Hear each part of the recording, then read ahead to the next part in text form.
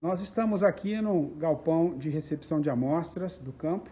Temos aqui um exemplo de vários saquinhos que chegaram do campo. Essas amostras vão ter que ser preparadas. A primeira etapa é secar. Aqui nós temos um sistema que está secando, obviamente uma quantidade maior de amostras, ao ar.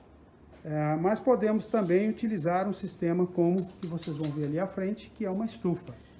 A amostra vai ser passada numa peneira, como essa peneira aqui. A peneira com 2 milímetros de abertura.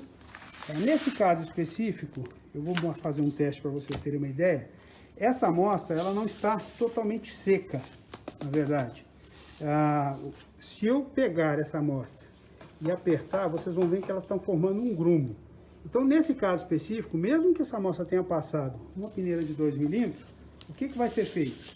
Ela vai ser colocada ali dentro daquela caixinha, junto com o saquinho, que é o saquinho que vai ser mandado lá para o laboratório, que já está descrito as análises a serem feitas, e vai ser colocada dentro daquela estufa numa temperatura baixa, que é simplesmente para poder terminar o processo de secagem, e ela é tão baixa que vocês veem que até o próprio saquinho plástico vai dentro da estufa, né? Então significa que não há problema. Coloca-se ali, depois ela é novamente minerada. Quando a gente fizer aquele procedimento de apertar e ela não mais formar aquele grumo, ela está pronta para ser enviada para o laboratório, que é a próxima etapa que vocês vão ver. Aqui ainda no cômodo de recepção de amostras, de preparo, nós temos um exemplo de amostras que já foram analisadas e que voltam para o cômodo. Aqui nós temos algumas descrições que são colocadas. Por exemplo, isso aqui é uma amostra que tem o número dela, isso é o número do ano, e o que foi pedido? A análise de fertilidade completa. Então a pessoa do laboratório já sabe o que isso significa. Após serem analisadas, essas amostras voltam e ficam por um período, que varia de acordo com o laboratório, ainda armazenadas, para que caso haja algum problema na análise, né, o agricultor vai receber a sua análise, ou se for da parte ambiental, a análise vai ser recebida, e que seja necessário efetuar uma nova análise, você não precisa ir a campo e tirar nova amostra. Então isso é importante que as pessoas saibam que essas amostras estão normalmente armazenadas, ou você pode até pedir para que o próprio laboratório guarde que você vai pegar depois essa amostra, porque nesse caso aqui elas são descartadas. Então essa amostra fica armazenada. Se for necessário fazer uma nova análise da amostra, é importante que vocês saibam que as amostras estão aqui, porque senão teria que ser retornado ao campo para fazer todo aquele procedimento de amostragem, que normalmente é bastante complicado e que custa muito dinheiro. Então essas amostras ficam armazenadas, aí dá uns 2, 3 meses elas vão ser descartadas. Caso o agricultor queira, pode vir aqui e pegá-las de volta. Esse sistema é o sistema que recebe as amostras que vêm da área de preparo. As amostras estão secas, a fração terra fina seca ao ar. Aqui nesse momento agora, a gente vai pegar os solos, uma quantidade, um volume pré-fixado. Esse cachimbinho aqui, ele tem 10 centímetros cúbicos. A gente nivela e essa quantidade de amostra é colocada dentro de um recipiente que vai receber depois os extratos para as análises de cada elemento que a gente for requerer, né? Neste caso específico, nós temos uma bandeja que é para análise de fósforo. Então, isso seria colocado aqui dentro, eu só vou voltar com a amostra, e depois nós vamos passar para uma próxima etapa onde os extratores, melhor dizendo, vão ser colocados. Um detalhe, esta primeira amostra, se vocês contarem aqui, vocês vão ver que tem 11 posições. Essa primeira amostra é sempre uma amostra controle interno, e ela é sempre única. Nesse caso aqui nós damos o nome para elas de UFLA 1. Por quê? Sempre ela vai na primeira bateria, porque sabendo-se o valor das análises de fósforo, de pH para essa amostra, ao fazer a leitura dessa bateria, se houver alguma inconsistência, algum problema, essa primeira amostra detecta esse problema, certo? Após o momento em que nós colocamos os solos dentro dos frascos, aqui nessa situação nós apenas estamos simulando, porque não há solo, nós passaríamos então a colocar os extratores. Nesse caso específico, nós temos um extrator de MELIC 1, que é usado para análise de fósforo, de potássio, de sódio e também de micronutrientes. Nesse sistema nós temos 11 pipetas que coletam, neste caso específico, o volume de 100 ml, certo? Esse volume depois é vertido para dentro dos sistemas. Aqui nós temos um outro sistema para um outro extrator, que é para análise de cálcio, magnésio e alumínio, que é o extrator KCl, o normal. Essas amostras são então retiradas, colocadas nos frascos. Esses materiais passam por um sistema de agitação, um agitador como esse, e numa etapa futura eles ficam em repouso para que o material possa sedimentar, e a próxima etapa seria a coleta de frações, como está sendo feito agora, num sistema que retira apenas uma quantidade específica para cada sistema de análise. Essas alíquotas são retiradas e depois elas vão ser levadas para uma análise em diferentes equipamentos que vão ser mostrados a seguir. Esse sistema que nós estamos mostrando para vocês é um sistema de medição de pH.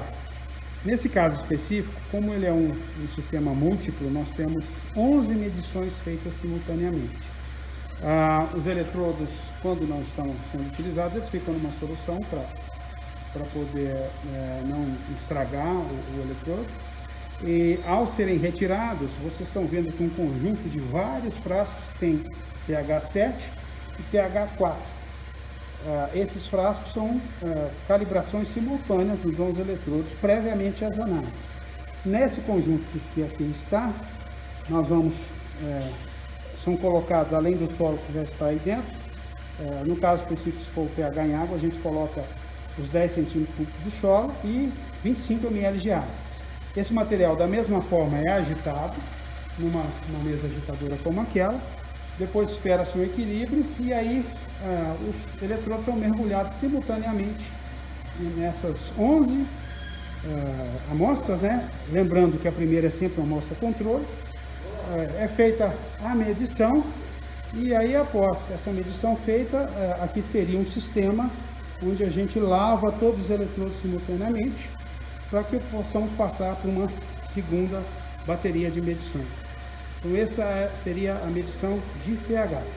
Esse sistema que está sendo mostrado é um sistema de determinação elementar pelo desenvolvimento de cor ou alguma coisa que possa ser detectado na faixa do visível. Nesse caso aqui nós temos um espectrofotômetro. Um exemplo de uma análise é para boro. Da esquerda para a direita nós temos padrões com concentrações crescentes. Ele vai desenvolvendo cores mais fortes quanto maior for o teor do elemento a ser analisado.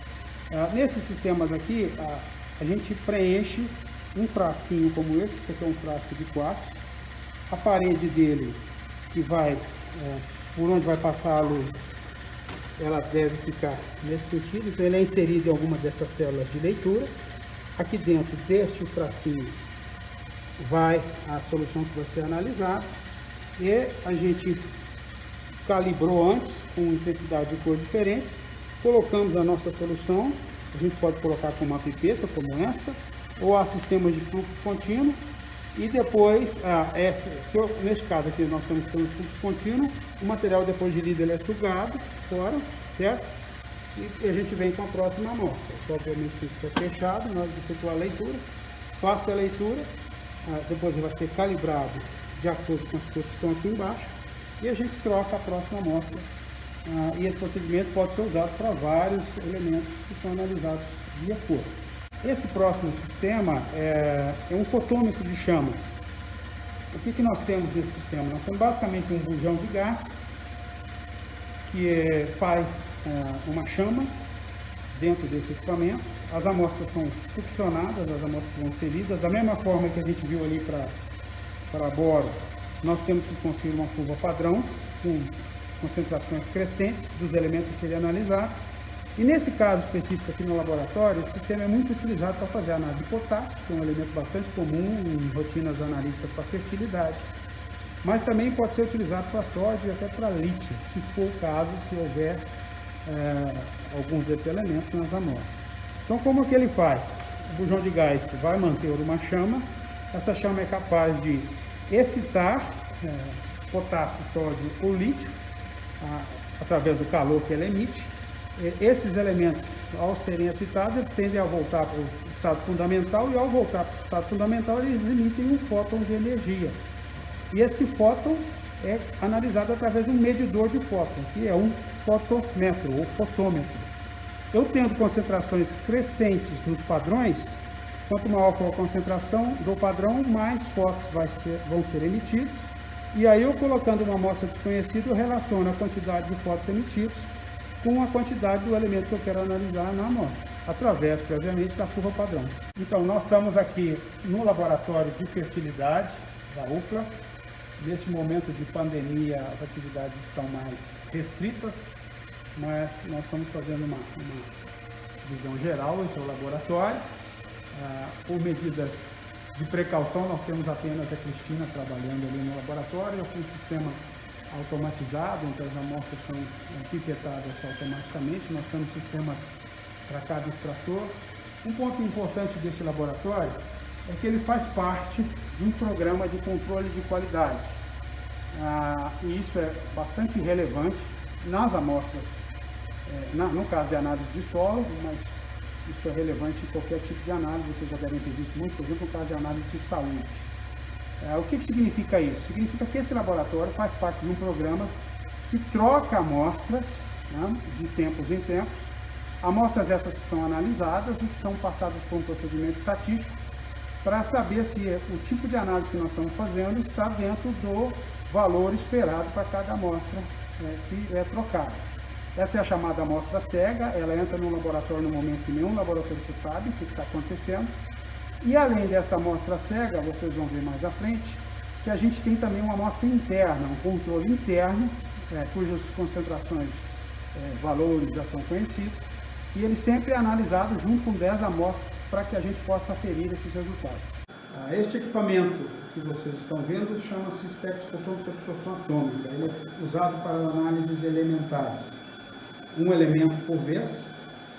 Você tem que construir uma curva de calibração, succionando amostras padrão, com concentrações crescentes. Essas amostras elas são colocadas num caminho, né, onde as amostras vão estar numa forma nebulizada e por onde passa um feixe de luz. Nesse caso específico, como elas são colocadas através de um sistema de chama, a gente chama de espectroscopia de absorção por chama. As quantidades normalmente lidas com equipamento desse são na faixa de partes por milhão. Para cada elemento existe uma lâmpada que vai dentro do sistema como este. Essas amostras são succionadas, colocadas no caminho que é a chama. O feixe de luz passa por cima dessa chama, e se nós tivermos uma grande concentração, maior parte do feixe de luz é absorvido e menor parte do feixe é detectada no detector.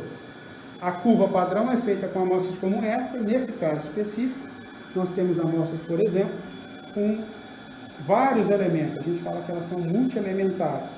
Eu faço concentrações crescentes e depois, ao colocarmos nesse sistema uma amostra com concentração desconhecida, ela vai dar uma leitura em determinada parte dessa curva de calibração e a gente consegue determinar a concentração. Aqui um outro detalhe interessante da absorção atômica, vocês estão vendo aqui nesse local o sistema onde as lâmpadas são colocadas. Cada elemento, a desvantagem desse sistema é que ele tem que ser lido separadamente.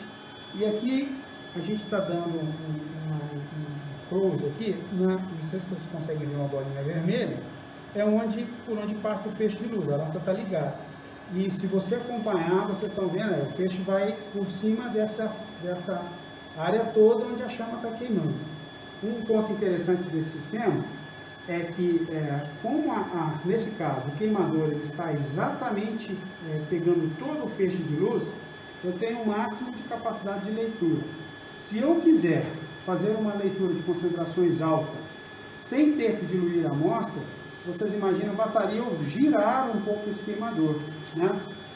Basta eu girar, isso é possível fazer. A Cristina está fazendo isso manualmente, mas só para vocês terem uma ideia.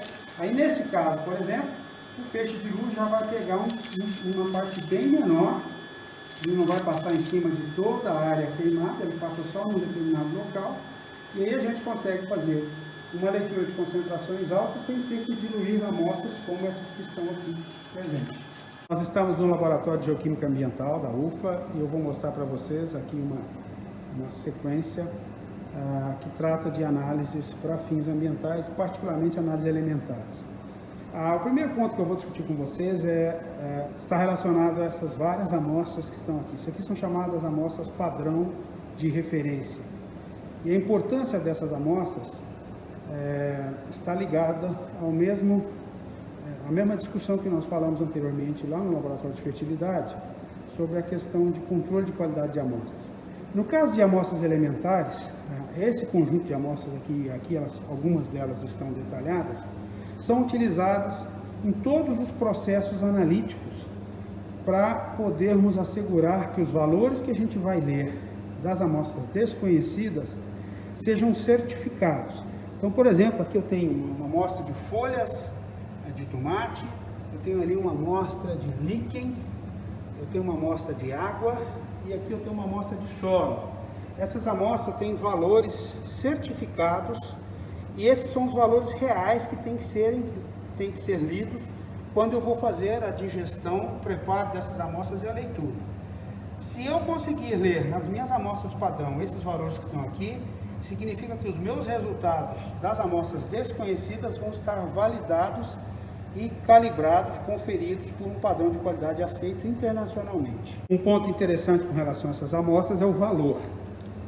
A maioria dessas amostras custa mais caro, o preço dela em gramas, do que se fosse ouro. Esta amostra especificamente, ela, por exemplo, chega a custar 2, 3 vezes mais caro que ouro. E vocês veem que a gente tem um conjunto de amostra bastante grande. Isso é muito importante para fins periciais e, no nosso caso específico, para fins de publicação científica. Hoje nós não conseguimos publicar nada em periódicos com grande impacto internacional se nós não provarmos que todas as nossas matrizes ambientais foram analisadas, comparando-se os valores conseguidos com os valores que devem ser obtidos ao se trabalhar com essas chamadas amostras certificadas. Então aqui nós temos, por exemplo, uma amostra desconhecida qualquer, neste caso é uma matriz de solo, ela vai ser preparada por um procedimento que eu vou mostrar para vocês, né? Homogeneizada, colocada em frascos para digestão com ácidos e depois isso é levado para um sistema de digestão que eu vou mostrar mais à frente. Mas de uma maneira geral, essa amostra é triturada, colocada num frasco, adiciona-se uma determinada quantidade de um ácido. Esse ácido aqui especificamente é um ácido também bastante caro, chamado ácido suprapúrico, que não tem nenhum contaminante. Isso é colocado num frasco e vai para um sistema de digestão e depois da digestão da amostra a gente pega um extrato como este que vai ser levado para a leitura. Aqui nesse detalhe agora nós temos o sistema de digestão. Então nós mencionamos que as amostras sólidas são colocadas em contato com um ácido para fazer digestão. Num frasco, esse frasco vem para um sistema de carrossel como esse, isso vai dentro deste equipamento. Esse equipamento tem um sistema interno, esse carrossel vai ali dentro e ele trabalha com controle de temperatura e pressão. E esse controle de temperatura e pressão, ele é função de cada método utilizado na análise. Aqui, por exemplo, nós temos já um procedimento colocado já com software neste equipamento para digestão chamado de EPA 3051. Esse é um método clássico mundial para digestão de amostras de matriz ambientais, de solo, de sedimentos, de plantas, que utiliza basicamente ácido nítrico concentrado e pressão. A temperatura, a pressão adequada, elas são todas colocadas em função das características de cada método. O que acontece é que as amostras então são colocadas aqui dentro, lembrando que dentro desse carrossel nós temos também aquela amostra padrão, que vai receber todos os mesmos procedimentos, né? E a gente deve ser capaz depois de ler na amostra padrão os mesmos valores que estão lá no certificado. Elas são colocadas aqui dentro, esse sistema de digestão acontece. Após a digestão ocorrer, as amostras então são lidas nos equipamentos que nós vamos mostrar a seguir. O sistema que vocês estão vendo agora é um sistema automatizado, também de espectrofotometria de absorção atômica. Neste caso específico, nós temos aqui no lugar da chama um forno de grafite, que trabalha com temperaturas diferenciadas. Aqui é um sistema de ingestão de uma amostra. Ali naquele local, internamente, existe um forninho que é semelhante a isso. Aqui, se vocês conseguirem ver, nós temos um orifício. É exatamente nesse orifício que aquele robozinho ali vai injetar uma microgota, 20 microlitros. Ela é depositada naquela plataforma interna e por esse orifício aqui é que passa o feixe de luz. Então a diferença básica desse sistema para aquele que vocês viram da chama é que ao ser injetado nesse pequeno tubo de grafite e depois a gente vai trabalhar com diferentes temperaturas, como vocês vão ver aqui no sistema, ali as rampas de temperaturas vão aumentando, nós temos uma amostra que é concentrada em um pequeno espaço e com esse sistema de forno de grafite, ao invés de lermos partes por milhão, a gente vai conseguir ler partes por bilhão ou às vezes até por trilhão. E um outro sistema que nós temos também nesse equipamento, além da chama desse forno de grafite, é o sistema de geração de hidretos que nós vamos mostrar na sequência.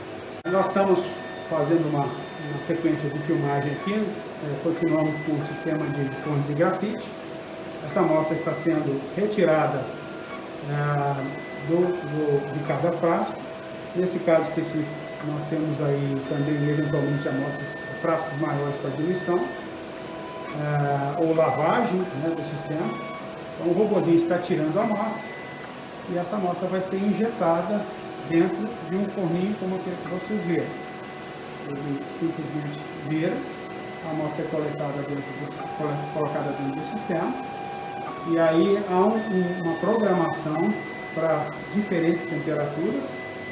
Foi feita uma calibração prévia, vocês têm aqui uma curva de calibração, então há um sistema de injeção e agora as temperaturas vão mudando, como vocês viram. O interessante é que, por trabalhar com temperaturas muito altas, no final a gente vai ter um forno como esse aqui, que acaba se desgastando bastante e a gente tem que trocar. Também são peças extremamente caras, um forno desse tem um custo aí bastante elevado. E um outro sistema que é interessante comentar com você seria esse de geração de hidretos. Aqui nós temos toda uma parafernália de tubos que coletam diferentes soluções para poder formar hidretos de alguns metais. No caso específico, a gente trabalha com mercúrio, selênio e arsênio. Esses gases são formados, são injetados por esse tubo numa célula. Esse conjunto inteiro ele vai ser colocado no lugar onde está esse forno de grafite. E como que funciona essa célula? Eu vou abrir aqui para vocês terem uma ideia. Essa célula, na verdade, é uma célula de quartzo, que dentro dessa célula é formado o gás, ela é vazada, tem as laterais vazadas, porque o feixe de luz vai passar por aqui. Então esse feixe de luz, da maneira semelhante ao que acontece no forno, ao atravessar essa célula, ele vai encontrar uma névoa do elemento que vocês querem analisar. Quanto mais elemento a gente tem, maior vai ser a absorção da luz que está passando por esse feixe. E aí nós temos uma quantidade grande sendo absorvida e uma menor quantidade sendo detectadas em detectores que vão estar instalados internamente a esse equipamento.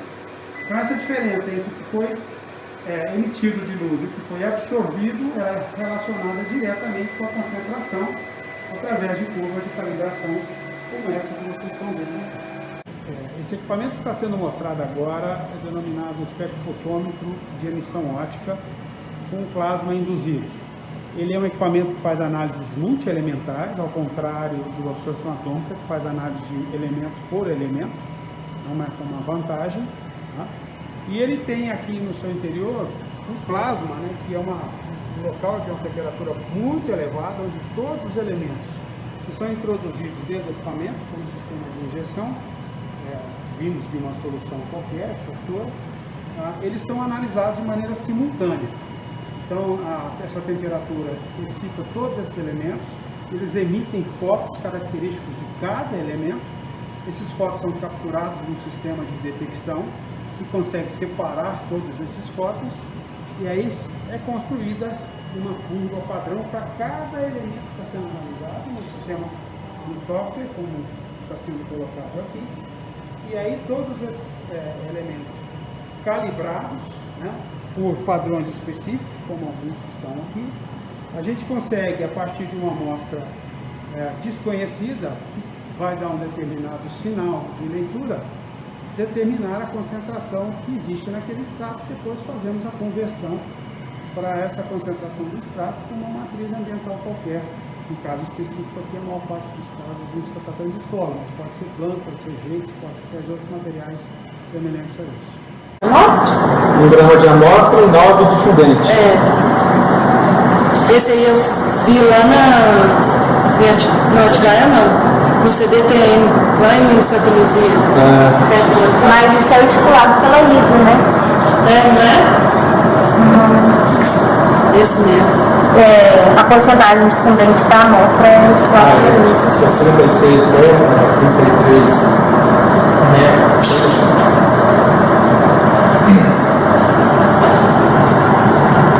Aqui é um esmoldante, que é a solução de iodeto de lítio. Brometo de lítio. Pode ser o iodeto. Você pesa nesse ponto. Isso, já foi pesado, homogeneizado.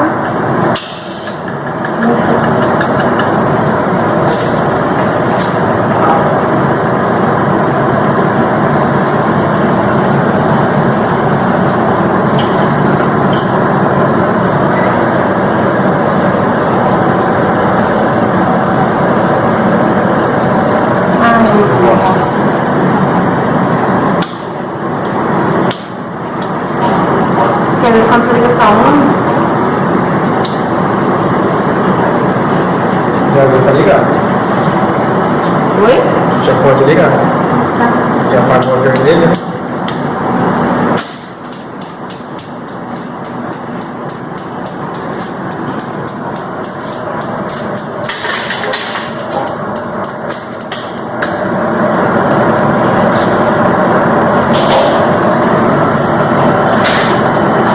Aí é mesmo.